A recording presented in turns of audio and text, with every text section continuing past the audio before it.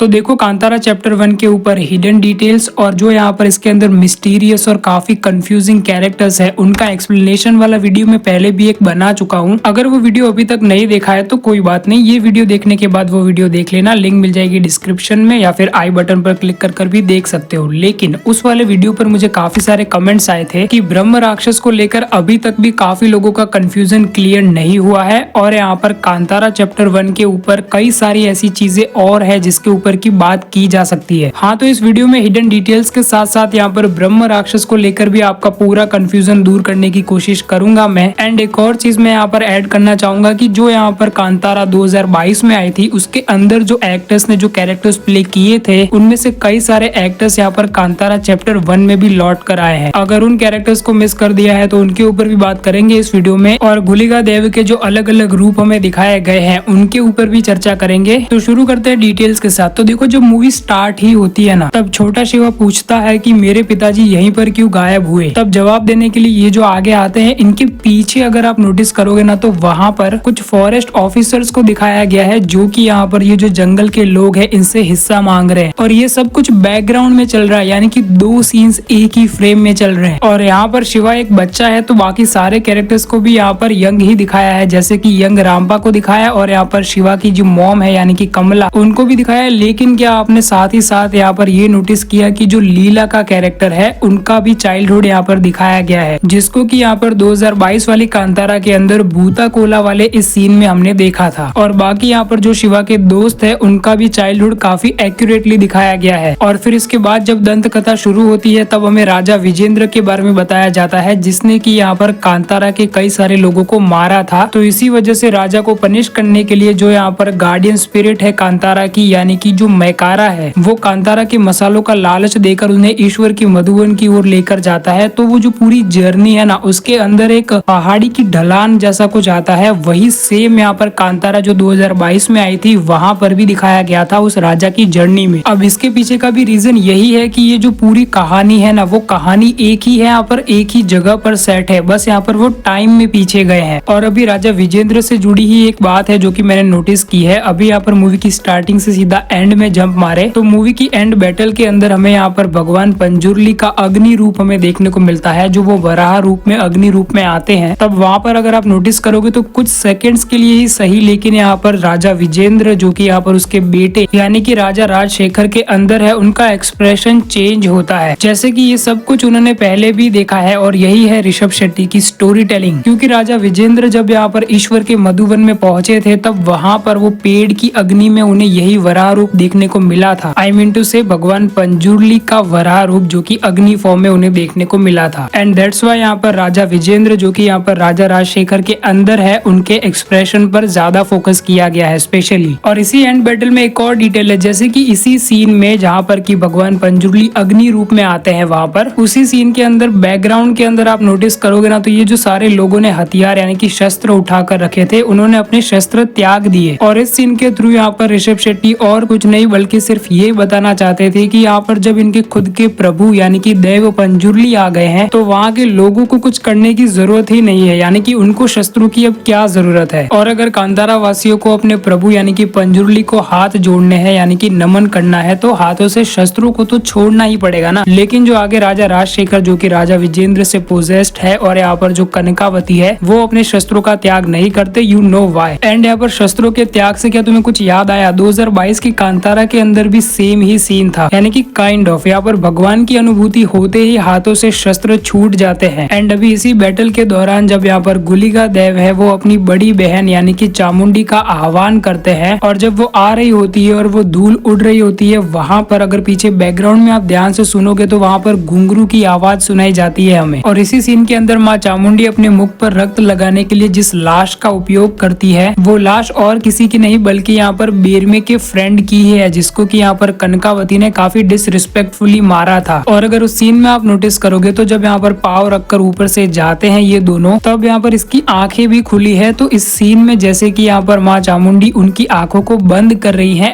ऐसा दिखाया गया है, उनके बलिदान को रिस्पेक्ट किया जा रहा है ऐसा। These are beautiful details bro. And अगर आपने नोटिस किया हो तो यहाँ पर कनकावती को माँ चामुंडी बिल्कुल वैसे ही उठाती है जैसे कि यहाँ पर कनकावती ने बेरमे के फ्रेंड को उठाया था और कनकावती की गर्दन गर्दन मरोड़कर मां चामुंडी का उन्हें मारना, जैसे कि सेम यहाँ पर गुलिका देव ने किया था कांतारा जो 2022 में आई थी उसके अंदर साहेब के सबसे स्ट्रॉन्ग गुंडे के साथ किया था, जिसने कि यहाँ पर शिवा को मारा था। तो दीज आर सिमिलरिटीज जो कि यहाँ पर कांतारा चैप्टर 1 और कांतारा के बीच में है, एंड ये नेसेसरी भी है क्योंकि यहाँ पर कांतारा के अंदर जो देव है और यहाँ पर कांतारा चैप्टर 1 के अंदर जो देव है वो अलग थोड़ी है। तो अभी ब्रह्म राक्षस को लेकर जितना कुछ भी कंफ्यूजन है उसको क्लियर करने की कोशिश करते हैं। तो देखो आई थिंक कि यहाँ पर ऋषभ शेट्टी ने ये कंफ्यूजिंग प्लॉट इसीलिए रखा है ब्रह्म राक्षस वाला, ताकि कांतारा का ये जो पूरा वर्ल्ड है ना उसको ज्यादा से ज्यादा एक्सपेंड किया जा सके, ज्यादा से ज्यादा स्टोरीज का हिस्सा बनाया जा सके, और कांतारा चैप्टर 2 जो आएगी ना उसके अंदर यहाँ पर ब्रह्म राक्षस का जो ये प्लॉट है उसको एक्सप्लेन किया जाएगा। आई थिंक सो, क्योंकि यहाँ पर पार्ट 1 के अंदर तो ये जो ब्रह्म राक्षस वाला प्लॉट है उसको इतना ज्यादा अच्छे से एक्सप्लेन नहीं किया गया, और इसी वजह से ये कंफ्यूजन क्रिएट हुआ है कि क्या ये नंदी महाराज ही है या फिर यहाँ पर ये ब्रह्म राक्षस ही है। दोनों ही चीजों में से एक तो 100% सही है, ये तो पक्का है, लेकिन यहाँ पर मूवी के अंदर हमें दोनों ही चीजों को लेकर एग्जैक्ट प्रूफ देखने को मिलते हैं। तो सबसे पहले यहाँ पर ये ब्रह्म राक्षस नंदी महाराज है, इसको लेकर मेरे पास 4 पॉइंट्स हैं। जैसे कि सबसे पहला तो ये, जब यहाँ पर शिवा को दंत कथा सुनाई जा रही होती है तब वहाँ पर ये मेंशन किया जाता है कि ईश्वर ने अपने कई गण धरती पर भेजे थे, और वहाँ पर विजुअल हमें दिखाया जाता है 2 सेकंड से भी कम का नंदी महाराज का। और इसी सीन को यहाँ पर एंड के ब्रह्म राक्षस वाले सीन से कनेक्ट कर कई सारे लोगों को ये लग रहा था कि यही नंदी है, इंक्लूडिंग मी। और अभी सेकंड पॉइंट है यहाँ पर इस ब्रह्म राक्षस का पूरा CGI डिजाइन। इसके डिजाइन के अंदर यहाँ पर देखो ये तिलक को ऐड किया गया है इसके कपाल के ऊपर, और यहाँ पर माथे के ऊपर वह दोनों सींग यहाँ पर बिल्कुल नंदी महाराज जैसे लगते हैं, और पूरे शरीर के ऊपर इनकी बबूत भी लगी हुई है। ऐसा लगता है कि जैसे इन्हें कोई श्राप मिला हो। क्या इसको लेकर भी कोई स्टोरी है? अगर आप जानते हो तो मुझे कमेंट्स में लिख के बताओ। एंड थर्ड पॉइंट है सिचुएशन। तो देखो सिचुएशन कुछ ऐसी है कि यहाँ पर पहले तो बेरमे के ऊपर ये हमला करते हैं, लेकिन यहाँ पर जब बेरमे के हाथ में वो त्रिशूल आता है और यहाँ पर जो वासुकी नाग है वो यहाँ पर इनके शरीर पर लिपटता है और वो पूरा शिवजी वाला रूप दिखता है इनको, तब यहाँ पर वो अपने हाथ जोड़ देते हैं जैसे कि यहाँ पर वो रक्षा कर रहे हो इस गुफा की। और यहाँ पर जब इन्हें पता चलता है कि ये भगवान शिव का ही रूप है तब उन्हें रियलाइज होता है और वो नमन करते हैं। और अब फोर्थ पॉइंट है उस गुफा की लोकेशन और यहाँ पर आसपास की सारी चीजें। तो देखो यहाँ पर वो लोकेशन को ईश्वर का मधुवन कहा गया है। यहाँ पर मैकारा ये कहता है कि यहाँ पर माँ पार्वती ने भगवान शिव की तपस्या के लिए ईश्वर के मधुवन को बसाया था या फिर बनाया था। एंड ईश्वर के मधुवन में आप यहाँ पर भगवान शिव से जुड़ी कई सारी चीजों को भी नोटिस कर सकते हो, जैसे कि चंद्रमा, और जैसा कि मैकारा कहता है कि माँ गंगा राह दिखाएंगे, यानी कि माँ गंगा भी वहीं पर है जो कि यहाँ पर भगवान शिव की जटाओं में बहती है। तो अभी भगवान शिव से जुड़े चंद्रमा और माँ गंगा अगर वहाँ पर है तो ये तो काफी कॉमन सी बात हो जाती है ना कि यहाँ पर नंदी महाराज भी वहीं ही होंगे। और अभी इससे एकदम अपोजिट कि यहाँ पर ये ब्रह्म राक्षस ही है। तो इसको लेकर भी कुछ चीजें हैं, जैसे कि सबसे पहला तो यहाँ पर वो CGI डिजाइन ही, जिसके अंदर की इतनी सारी चीजें यहाँ पर सिमिलर टू नंदी महाराज होने के बावजूद भी यहाँ पर जो बड़े बड़े दांत है वह बिल्कुल राक्षसी लगते हैं। बिल्कुल भी ऐसा नहीं लगता कि कोई ईश्वर के गण है, सिर्फ उन दांतों की वजह से। एंड सेकेंड, यहाँ पर मूवी की स्टार्टिंग में जो बेर में है वो यहाँ पर वो बांगरा का सोल्जर था ना, यानी कि चेन्ना, उसको ब्रह्म राक्षस की जो कहानी सुनाता है उस कहानी के अंदर एक सच्चाई नजर आती है, क्योंकि ये कहानी एक्चुअल में मेंशन की गई है यहाँ पर तुलु कल्चर में। और वो कहानी कुछ ऐसी थी कि यहाँ पर बहुत पहले एक बहुत बड़ा राजा था जहाँ पर कि काम करने के लिए उसके पास कोई नहीं था, उसने तपस्या करी और यहाँ पर एक ऋषि मुनि ने उसे एक मनुष्य दिया जो कि उसके सारे काम कर सकता था। लेकिन यहाँ पर अगर उसके पास कोई भी काम नहीं रहा तो वो यहाँ पर लोगों को मारकर खाने लगेगा। और एक दिन उसने राजा पर ही हमला कर दिया तो चतुर रानी ने उसे अपना एक बाल दिया और उससे कहा कि इस बाल को सीधा करो, जो कि यहाँ पर एक इम्पॉसिबल टास्क था। और यहाँ पर जंगल के अंदर अभी तक भी यहाँ पर वो ब्रह्म राक्षस उसी बाल को सीधा करने में लगा हुआ है। एंड अभी मूवी के अंदर भी यही देखने को मिलता है कि जब यहाँ पर बेर में उस ब्रह्म राक्षस के पास पहुंचता है तो वो ब्रह्म राक्षस उस बाल को सीधा ही कर रहा होता है। लेकिन फिर सवाल ये उठता है कि उसने बेरमे पर हमला क्यों किया, और यहाँ पर हमला करने के बाद जब उसे रियलाइज हुआ कि ये भगवान शिव का रूप है तब उसने हाथ क्यों जोड़े। अगर वो एक राक्षस है तो उसने ऐसा क्यों किया। सो मेनी क्वेश्चंस जिसका कि आंसर हमें कांतारा चैप्टर 2 में मिल सकता है। आई थिंक यहाँ पर ऋषभ शेट्टी ये सोच रहे हैं कि ये जो पूरी राजा वाली कहानी है ना, आई मीन कि यहाँ पर ये जो ब्रह्म राक्षस और राजा वाली कहानी है ना, उसको लेकर यहाँ पर पार्ट 2 होने वाला है, या फिर ब्रह्म राक्षस की बैक स्टोरी के तौर पर ये पूरी कहानी हमें दिखाई जाएगी चैप्टर 2 के अंदर। ऐसा हो सकता है। अब तुम्हें क्या लगता है कि यहाँ पर ये ब्रह्म राक्षस है या फिर ये नंदी महाराज है? मैं यहाँ पर पहले ऑप्शन के साथ जाना चाहूंगा कि ये ब्रह्म राक्षस ही है। अब तुमको क्या लगता है? तुम अपना ओपिनियन मुझे कमेंट्स में लिख के बताना। और अभी बात करते हैं कि यहाँ पर कांतारा जो 2022 में आई थी उसके कौन कौन से कैरेक्टर्स यहाँ पर रिटर्न किए हैं कांतारा चैप्टर 1 में। तो जहाँ तक मैं नोटिस कर पाया हूँ टोटल 8 कैरेक्टर्स ने रिटर्न किया है यहाँ पर उस फ्लैशबैक के अंदर। तो सबसे पहले तो ऋषभ शेट्टी हिमसेल्फ यहाँ पर 2022 वाली कांतारा के अंदर शिवा एंड उसके फादर का रोल, और यहाँ पर कांतारा चैप्टर 1 के अंदर बेरमे का रोल। और अभी सेकंड कैरेक्टर है यहाँ पर कांतारा के अंदर आपने वो जो साहेब का कैरेक्टर देखा था ना देवेंद्र, उन्होंने भी रिटर्न किया है। मूवी के अंदर यहाँ पर आपने वो अरबी व्यापारी का सीन देखा होगा जिसको कि ऐसे फनी वे में दिखाया गया है, अरे जिससे कि अपना बेरमे तीर और वो सारी चीजें लेता है मसालों के बदले में। और तीसरा कैरेक्टर है यहाँ पर सुधाकर का कैरेक्टर जिसका कि यहाँ पर कांतारा मूवी के अंदर एंड में हृदय परिवर्तन हो गया था और जिसको कि साहेब ने मार दिया था। ये कैरेक्टर भी हमें देखने को मिलता है कांतारा चैप्टर 1 के अंदर। वो जो भोगेंद्र का कैरेक्टर था ना जो कि कुलशेखर के साथ ही हमेशा रहता था, वो शायद उसका मामा था। और चौथा कैरेक्टर अपना रामपा जिसको कि आपने जरूर से पहचान ही लिया होगा, यहाँ पर बांग्रा का सोल्जर चेन्ना। और पांचवा कैरेक्टर वो जो कि यहाँ पर हमें 2022 की कांतारा के अंदर काफी छोटे से रोल में नजर आए थे, वो लॉयर का कैरेक्टर। उन्होंने भी यहाँ पर कांतारा चैप्टर 1 में रिटर्न किया है लेकिन थोड़ी सी दाढ़ी उगाकर। अगर अभी भी याद नहीं आया तो यहाँ पर वो पोर्ट ऑफिशियल बूबा,